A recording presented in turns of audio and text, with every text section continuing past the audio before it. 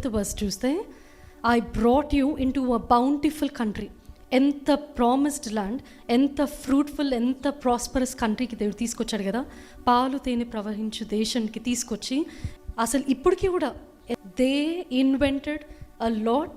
They have the world's most sophisticated technology there ఇప్పటికీ కూడా. అటువంటి దేశము ఇజ్రాయెల్.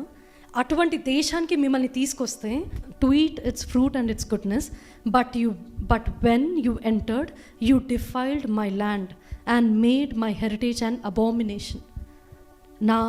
నా దేశమును అపవిత్రపరిచి నా స్వాస్థ్యమును హేయమైన దానిగా చేసిరి. దేవుడు ఎంతో గాయపడుతున్నాడు, ఎంతో నొప్పి ఉంది దేవుడికి.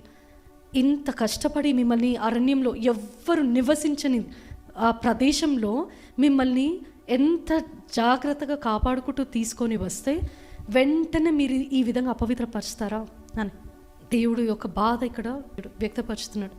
యూనో, ఈ ఇర్మియా ఉన్న సమయము it was not very long.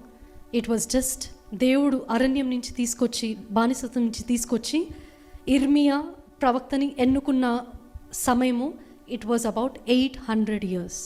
And within 800 years they defiled that land.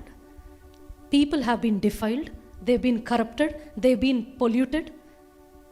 ఎంతో దేవుడికి వ్యతిరేకంగా తిరిగిపోయి they took God as granted.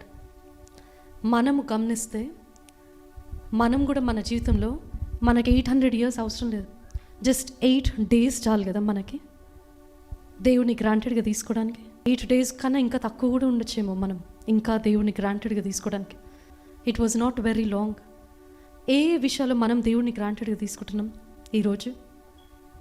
దేవుడు మనకిచ్చిన భర్త, దేవుడు మనకిచ్చిన భార్య, మనకిచ్చిన బిడ్డలు, మనకిచ్చిన ఉద్యోగం, తల్లిదండ్రులు, మనకిచ్చిన జీతము, మనకిచ్చిన సమాధానము, మనకిచ్చిన ఆ ఒక సంతోషం, వీటన్నిటిని ఎన్నిసార్లు మనం గ్రాంటెడ్గా తీసుకోవట్లేదు?